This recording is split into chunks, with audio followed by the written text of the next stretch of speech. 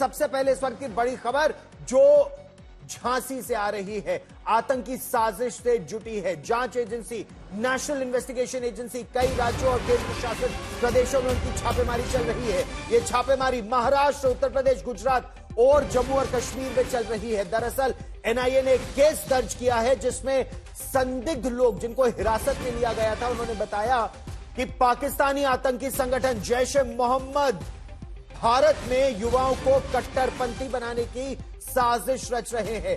जैश ए मोहम्मद का जो इरादा है, इनके जरिए पूरे भारत में आतंकी गतिविधियों को एक बार फिर फैलाना है। और इसी सिलसिले में एनआईए ने झांसी में छापेमारी की।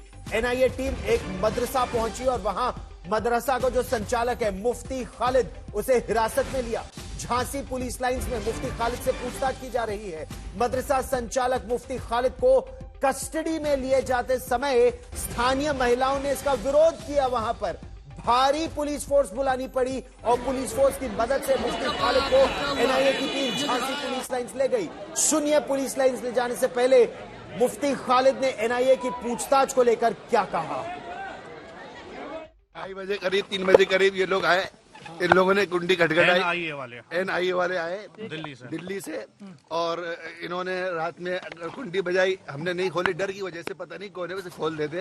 अकेले थे तो डर लगा कौन है, तो हमने अपने चाचा को फोन किया, वो आए पीछे से, फिर उन्होंने खुलवाई कुंडी, तो हमने हर गल खोल दी। और हमें इसलिए इस वजह से नहीं खोली, डर लग रहा था, पता नहीं अकेले रात में 3 बजे कौन आके कुंडी बजा रहा है, इस वजह से हमने कुंडी नहीं खोली। 10-15 मिनट हमारे चाचा आ गए। फिर उसके बाद सारे घर की चेकिंग हुई और सारे पूरे जितने कमरे हैं, रूम है, किचन है, सारे की क्या कहते हैं चेकिंग की गई और पूरे कवर्ड देखे, मचान देखा और किचन में देखा, किचन के पीछे जो बनी थी गिरली वो देखी गई। सारी पूरे घर में एक एक कोना छाना गया और बिल्कुल गिरफ्त के साथ, कहीं भी कुछ नहीं मिला। और एक एक कोने में सारी हमारे पास इस वक्त 1,500 से 2,000 किताबें होंगी। किताबें जिन पे शक था, किताबें उठा ली उन्होंने और किताबें देखते रहे, किताबें देखते रहे। बहुत सारी किताबें देखी। ये किसकी लिखी हुई है, कहाँ से आई है, किसने बनाई है, कौन है लिखने वाला, आपका इनसे कौन क्या कॉन्टेक्ट है। तो फिर उसके बाद एक झोले में सारी किताबें भर ली, सारे कागजात भर लिए, पासपोर्ट, वीजे, हमारा वीजा था, सऊदी अरब गए थे जो हज के लिए, उम्रे के लिए अक्टूबर में, उसके बारे में जांच की। फिर उसके बाद ऊपर वाले पोर्शन में गए, ऊपर वाले पोर्शन में फिर पूरी जांच की और पूरी बात पूछी गई। फिर उसके बाद व्हाट्सएप पर देखे गए।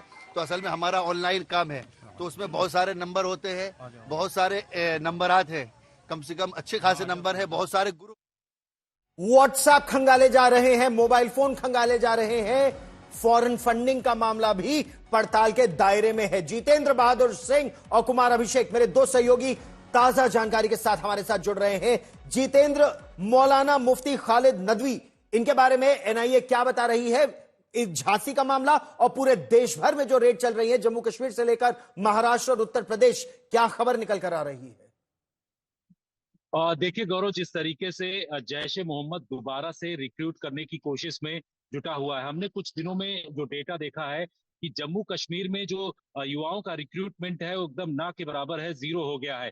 इस बात को देखते हुए जो पाकिस्तान में आतंक के आका बैठे हुए हैं वो इस वक्त बौखलाए हुए हैं और उनकी तरफ से ये कोशिश की जा रही है कि भारत के अलग अलग राज्यों में, चाहे वो उत्तर प्रदेश हो, बिहार हो या इसके साथ साथ असम या फिर जम्मू कश्मीर, इन तमाम राज्यों में दोबारा से रिक्रूट किया जाए और ऐसे एजेंट्स जो भारत में मौजूद हैं उनको इस वक्त फंडिंग की जा रही है और उनके जरिए अलग अलग तरीके से युवाओं को बरगलाया जा रहा है। इसके साथ ही इन तमाम चीजों में जमात के लोग काफी संख्या में शामिल हैं, ऐसी जानकारी एनआईए के पास इस वक्त आ रही है। यही वजह है कि जम्मू कश्मीर में तमाम जगहों पर जो जमात से जुड़े हुए लोग हैं वहां पर छापेमारी एनआईए की तरफ से किया गया। यही नहीं, जो गुजरात में, महाराष्ट्र में, इसके साथ साथ असम में, इन तमाम राज्यों में भी छापेमारी एनआईए की तरफ से किया जा रहा है और 19 लोकेशंस पर इस वक्त खंगाला जा रहा है, क्योंकि एक ये बड़ी कॉन्स्पिरेसी जो है वो की जा रही है आतंकवादियों के द्वारा। आतंक के आका जो है वो दोबारा से जैश ए मोहम्मद को भारत के अंदर खड़ा करना चाहते हैं और इसीलिए इस तरीके का प्लान उनकी तरफ से तैयार किया गया है। यही वजह है कि एनआईए एक बड़े स्तर पर अलग अलग राज्यों में इस वक्त छापेमारी कर रही है। गौरव, विस्तार से आपसे इस पर चर्चा भी करेंगे। आप देखिए, आतंक के तार कहां कहां जुड़े होने का अंदेशा है, डर है। जम्मू कश्मीर, असम, महाराष्ट्र, उत्तर प्रदेश, गुजरात, और अगर जम्मू कश्मीर की भी बात करें तो कभी रियासी, कभी बडगाम और कभी अनंतनाग। रहिए मेरे साथ। कुमार अभिषेक, जो खबर निकल कर आ रही है वो ये है कि जब इन मौलाना साहब को पुलिस ने उठाने की कोशिश की, एनआईए ने, तो महिलाएं बड़ी संख्या में उतर आई और पुलिस का रास्ता रोकने लगी। फिर क्या हुआ कि यूपी पुलिस की मदद भी लेनी पड़ी। ऐसा क्या हुआ कि महिलाओं को एकाएक उतरना पड़ा? गौरव, देखिए, रात को तकरीबन 3:30 बजे के आसपास कुंडी खटखटाकर मौलाना खालिद से पूछताछ करने पहुंची थी एनआईए और उन्हें ले जाना चाहती थी।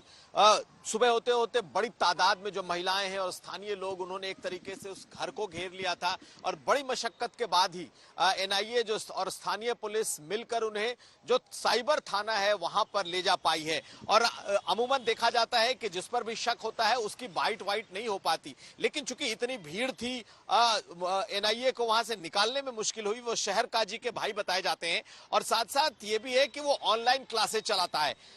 दुनिया भर में बताते हैं कि वो ऑनलाइन पढ़ाई कराता है और इस वजह से उसके पास फंडिंग भी रही है। तो उसका कहना है कि चूंकि वो दुनिया भर में वो अलग तरीके से ऑनलाइन क्लासेस लेता है, इसलिए उसके पास विदेशों से फंड आते हैं। तो विदेशी फंडिंग की जांच और साथ साथ क्या रेडिकल बनाया जा रहा है लोगों को, ये दो इशू थे जिसे लेकर के एनआईए ने न सिर्फ उसे पूछताछ के लिए लिया है, बल्कि अभी भी पूछताछ चल रही है और फिलहाल अभी तक वो डिटेन किया हुआ है। सिर्फ झांसी ही नहीं, दो रोहिंग्या लोग पकड़े गए हैं और ये पकड़े गए हैं देवबंद से। और इस तरह की कई छापेमारी इस वक्त उत्तर प्रदेश में भी लगातार चल रही है। एक तार रोहिंग्याओं से जुड़ा और एक बड़ी चिंता की बात, जितेंद्र, बांग्लादेशी घुसपैठ वो बढ़ी है। क्या वहां से भी कथित आतंकवादियों के आने का डर, और ये शेख सुल्तान सलाउद्दीन अयूबी, उनसे जो पूछताछ हुई है उससे सुना है कई तार निकल कर आ रहे हैं, लेकिन क्या कोई सबूत प्रारंभिक तौर पर मिल पाया है या केवल पुलिस अभी ये कह रही है कि वो तलाश रहे हैं, कुछ मिला नहीं है?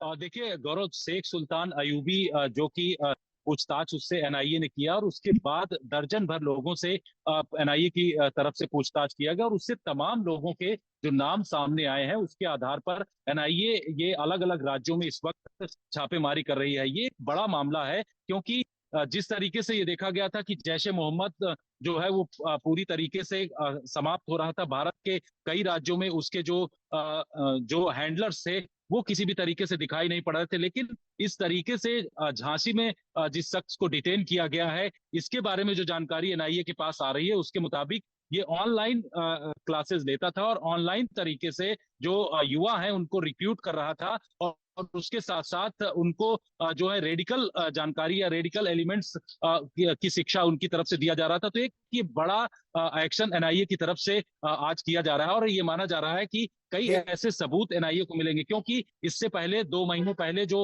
उनकी तरफ से छापेमारी एनआईए की तरफ से किया गया था उसमें 26 जगहों पर छापेमारी 5 राज्यों में हुई थी, जहां से इनको कई सबूत मिले, जिसके आधार पर इस तरीके का आज बड़ा एक्शन लिया जा रहा है।